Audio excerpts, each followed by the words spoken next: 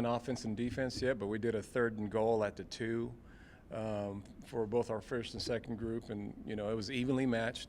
Defense shut down the O the first time, and then the O got them the second time. But I like how the competition is competitive. It is, and we had a red zone, kind of a point scrimmage.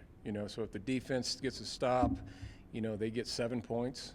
If the offense gets stopped and they kick a field goal, then that's all they get is 3.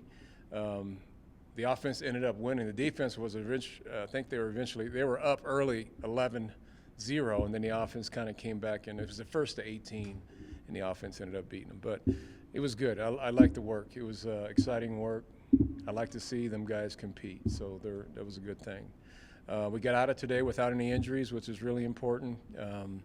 But I think we got the work done that we needed to get done today, which was emphasizing more on the red zone area. So it was good work. You mentioned a couple days ago after the scrimmage some guys that stood out to you, Eric Olson and Deion Smith.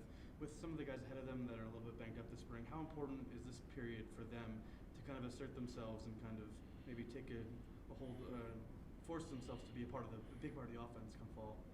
That's what we're looking for. We're looking for some of these guys that are not necessarily starters that are in the second group. We're trying to see if we can kind of close the gap between what the first group looks like and then the second group. If we can kind of make it where it's relatively, not much of a drop-off, that's kind of the goal. And, for example, you mentioned, Deion. Deion's had a pretty good spring, but also in his own right, J. Stacks has surprised some people and has had a really good spring too. And he had a good session today. So we need that second group to kind of close the gap with the first group. And I feel like there's a number of guys like Jay Lee and there's safeties and corners that are really closing the gap with the first group too. So I feel good. I feel good that the progress of the even the true freshmen that came in January, the work that they're getting done, and how they're performing in this spring has been very, very positive. And it's good to see guys like, I'll mention Marvin Ham, who's been here, a few years, and, he's having probably his best, I would say, time of football that I've seen since he's been here. So, and he's getting a lot of reps, it's paying off for him. So. Guy Thomas mentioned that, obviously he's motivated coming back off the injury and having played early last season, but a lot of those young guys, he's impressed with their talent and they're pushing him as well. Do you see Guy Thomas as kind of being motivated by that stuff, but also being a leader in that group? I think both. Yeah, he's first of all, Guy health-wise, he's healthy. He's had some little nicks and things during the fall last year, and some leg issues and stuff. But he's having a very productive spring. But he's right, because he's got guys like Zion and guys that are behind him that are really doing some very, very, very good things too. Alvin Williams is really showing up, and you saw it, in the scrimmage last week. He's in the backfield, he's raising, he's putting pressure on the quarterback. So it's good to see that. Alvin's been here a while too, but hasn't had a lot of playing time. Obviously, we're excited about his transformation he's making. That he's now a big factor in what we're doing, going on the defense, moving forward. So. It's just like what you said. Some of these guys that haven't played so much, they're really starting, the light bulbs coming on, and they're really starting to, I feel, close the gap with the guys that are starting.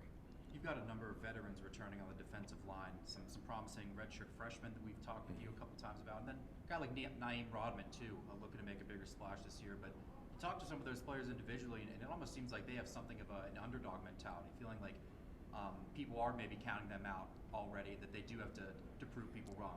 Do you see that within that room? Well, there's definitely a strong work ethic I think is being established with their approach going into the season. The biggest thing that we struggled with a year ago is that we had the least amount of sacks last year of anybody in our conference, so we didn't get enough pressure on the quarterback. So that's kind of a point of emphasis. I think that's kind of that chip on their shoulder, is trying to prove that they're better than what they were a year ago. And rightfully so. They're making that progress right now. With the addition of, like I mentioned, Alvin's been a very strong edge presence. Jamar Montgomery, he's played some, but he hasn't played a lot. He's having a very good spring. Guy's having a very good spring. Zion's having a good spring. Chance Main's having a good spring. So I think we have more depth on those edges, so that we can now play a 60-minute game and feel like there won't be much drop off, in terms of the pass rush. So, but they do have an edge about wanting to prove that they're not the same team they were a year ago. Coach Patterson mentioned that Austin Smith kind of brings a little bit of a different dimension to that tight ends group. What have you seen out of him during his first spring here? He's a talented young man, and he is going to be a different dimension for us offensively. He's still a young player, though. He's still, he hasn't played a snap yet. He still is going through some growing pains. As a matter of fact, he had a touchdown today, and then he strips, gets stripped in the end zone. It's those kind of things that, you want you want him to, be able to finish plays in the correct way. But he has made a lot of progress, Adam. We do think he has a really bright future. But he's still going through some growing pains. You'll see some things like, that wasn't so good. But then you'll see some, wow, that was pretty good. So